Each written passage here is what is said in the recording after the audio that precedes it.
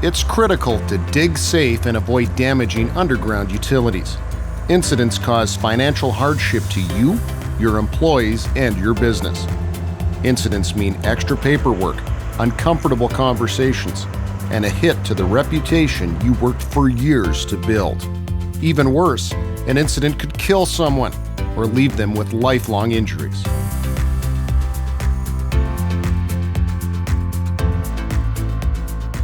We were at the Echo Lake Provincial Campground, putting in an underground three-phase service. The crew set up with a trencher. We were about to put it into the ground to start trenching. We already had our gas main daylighted from Sask Energy in the first call ticket.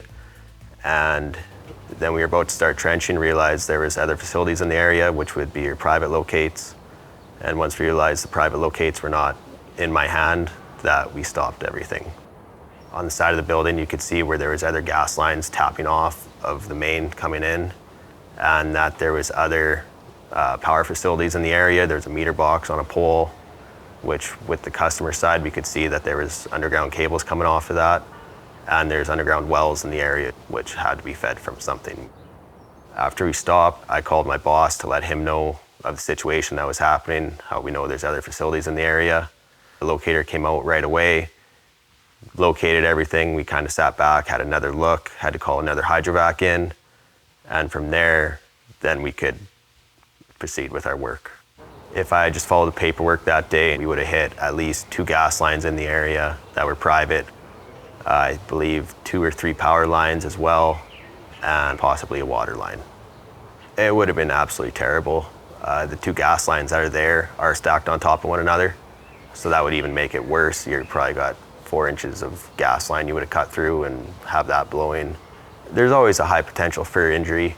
Things move so quick, it seems sometimes, that if you don't stop and sit back, anything can happen. Watch out for your buddy, watch out for yourself, and always trust your gut. Have your paperwork to back you up, and just experience alone goes a long ways. As soon as you have all your men and equipment sitting there with downtime because of an incident, it's very costly to everyone. You can usually get a locator out there very quickly, where if it is an incident, everything's stopped. And when you do make that good catch to avoid a scenario, it's awesome, right? You're happy, everything's good, the crew's happy. Safety's so important here. You always got to sit down with your crew beforehand, make sure everyone knows what's going on, walk through your job. If someone needs an extra hand, always look out for your crew and your friends, make sure they go home safe every day. And safety doesn't stop on the work site, take it home with you. Anything can happen at any time. Just even building a deck, there's injuries that can happen. On August 28th, 2017, the city was doing some work at this intersection here, Taylor and Arlington, installing a right-hand turn lane. I received a call that the contractor had hit a power line while doing hydro excavation activities. The first thing that goes through your head, obviously, when that happens is you hope that everybody was okay and that nobody was hurt. You do think about the impacts that could have had to their friends and family. The report was when they made contact with the utility, some fire did come out of the hole, so that's obviously scary. Once you learn that everybody is okay, you start to think about the next sort of impacts at that point. So work with the contractor, work with everybody to get power back on and make sure that everybody's safe. So in this case, pressures during hydro excavation operations were too high for this type of utility, and as well as the sweeping motion of the hydrovac wand itself weren't correct for this type of operation, as well as the access hole wasn't large enough to even accommodate a proper sweeping motion. A lot of time, especially older cable, the outside jacket didn't bury underground for a long time. Like on this cable, probably over 30 years. So they are really soft and they don't able to handle as much pressure as the new cable is. We're not here to assign blame. We're here to learn and to try and prevent these incidents from occurring in the future. I think there would have been, in the area of 1,000 to 2,000 people that may have been impacted. A couple primary care facilities. There's some retirement homes in the area, and there is an ambulance dispatch center around here. It certainly impacts the traffic, and I mean, if there was an ambulance that needed to go out at that time, I think that would have been a huge impact to them. I really hope that, you know, when you're out doing your job, that safety is the primary concern. You know, if you don't know something, it's okay to stop and ask. These utility owners know details about that specific utility that you may not. If a company or contractor did damage the line, then they would often incur the direct cost for repairing the line. And there's oftentimes indirect costs as well. We don't want anybody to get hurt or worse, and working around these high-risk utilities is dangerous, and we want to make sure that everybody gets home at the end of the day. In Saskatchewan, maximum fines for incidents causing serious injury or death are $500,000 for an individual and $1.5 million for a corporation, the highest in Canada.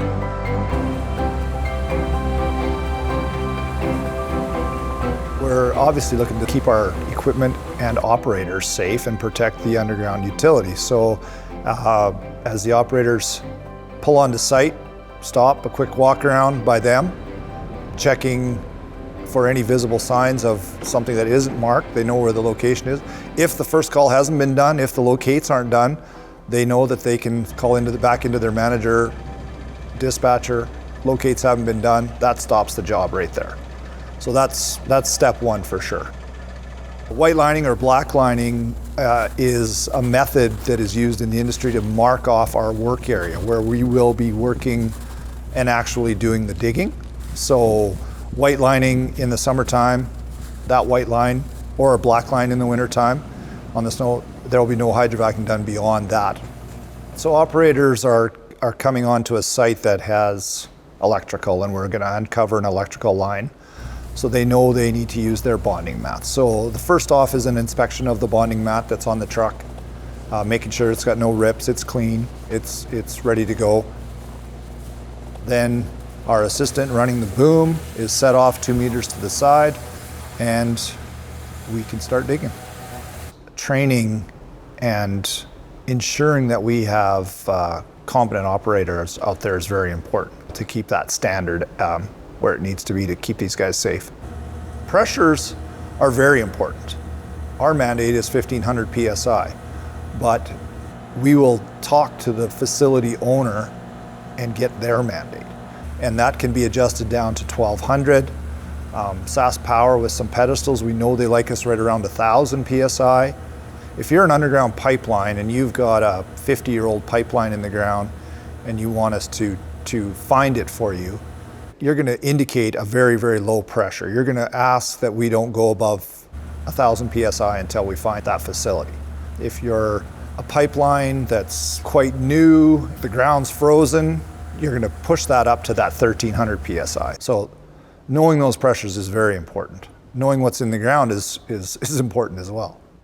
With your locates, you kind of get an idea where the line is. You want to get your hole started on that side, get your dig tube down on that side, quite a ways away from the line, you know it's not there, but you're constantly using a sweeping motion back and forth.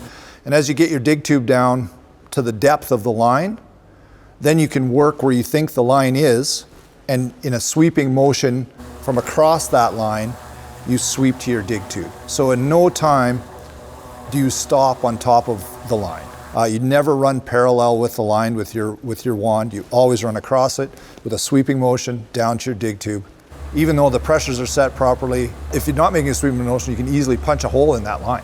The idea is to not stop on the utility at all.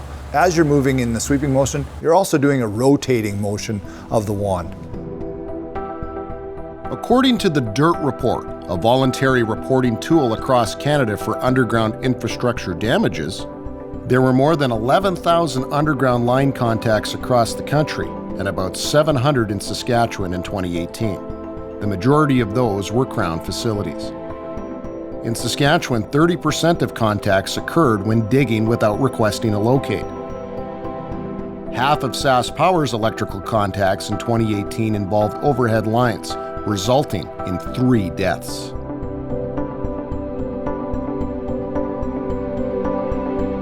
It was supposed to be an easy day. We were cleaning up the yard. There was a lot of stuff all over the place. We had an irrigation system that a farmer would use to irrigate crop in the field, sitting underneath the power lines, and there was some extra pipe there that we had to move out of the way. We lifted the pipe and there was a rodent in the pipe. And sheer instinct at that moment, without thinking, caused us to lift the pipe up to get the rodent out, and we hit the power line. There was a huge flash on this side of me, and the next thing I knew, I was on the ground screaming. A voice came over me in the back of my head and just said, "Norm, you're on fire. If you want to live, get up now." There was construction renovation going on next door, and the boys heard me crying or screaming, whatever, and they came over. I asked them, one of them, I says, "Can you drive?" And the guy says, "Yeah."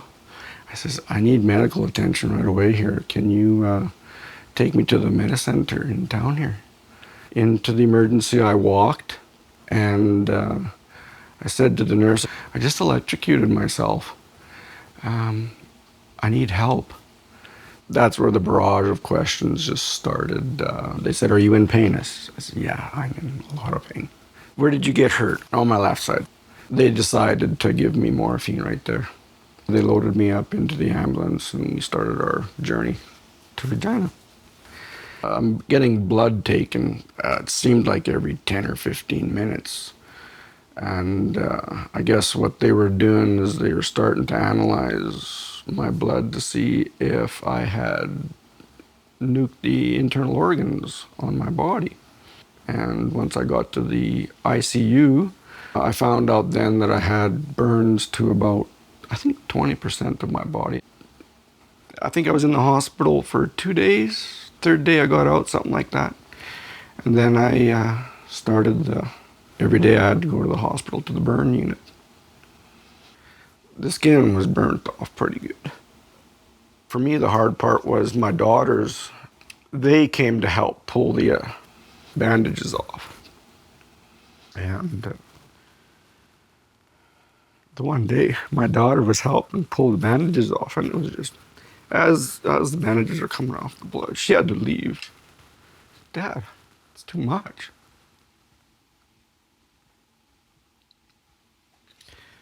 That lasted, I would say, 2 weeks or more. By the time I had my first real assessment with my plastic surgeon, underneath my armpit, it melted.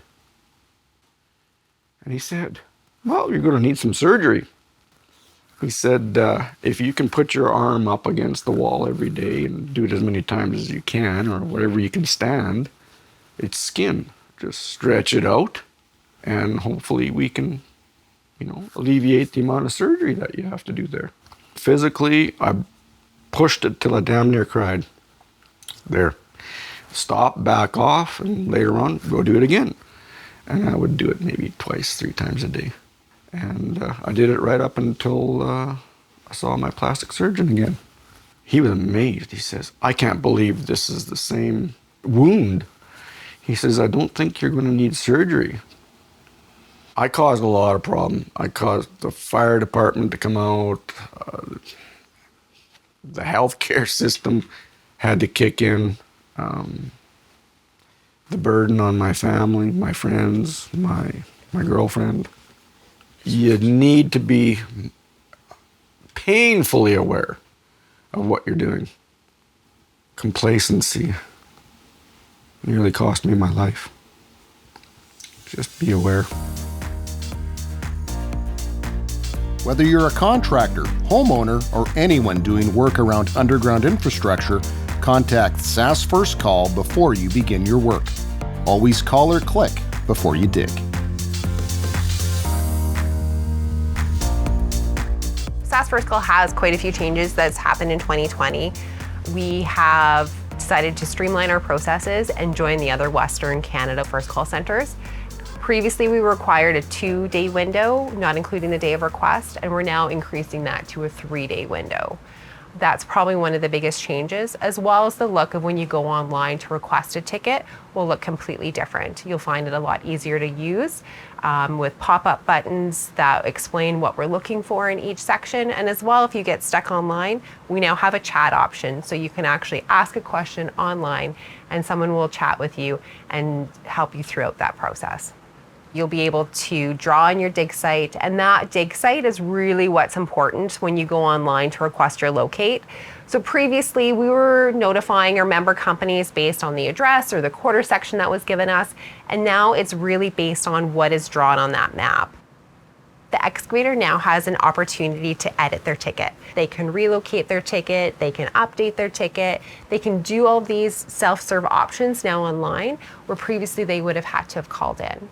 So it's really providing the excavator a lot more control over what they have when they're requesting their locates.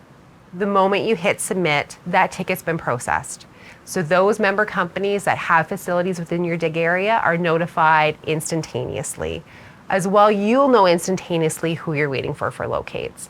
Every single ticket now will require a white line. So that's also why it's so important to make sure the image that you draw on that ticket properly reflects your dig area, because that image is what's going through all of the maps of our 90+ member companies.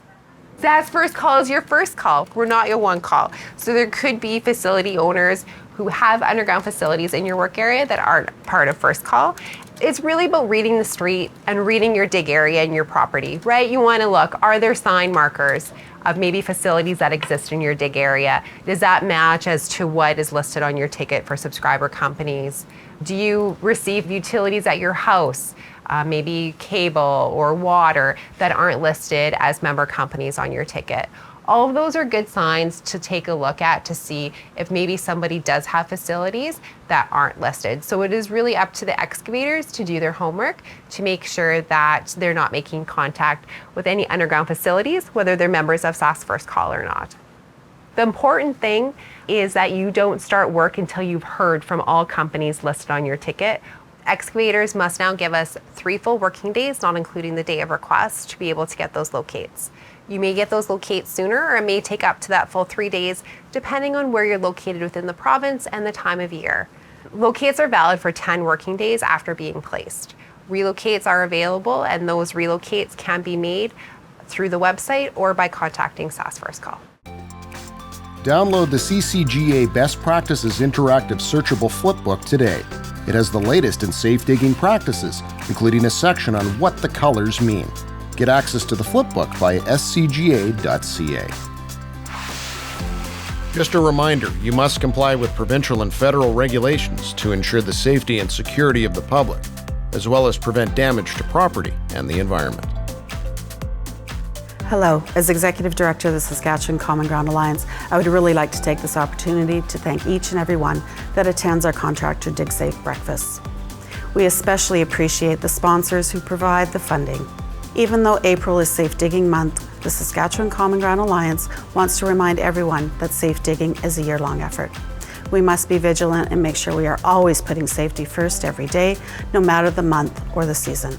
Go to scga.ca and you'll find more information on safe digging practices, as well as the benefits of becoming a member of our organization. Your crews, your family, and your community are all counting on you to be safe. Thank you.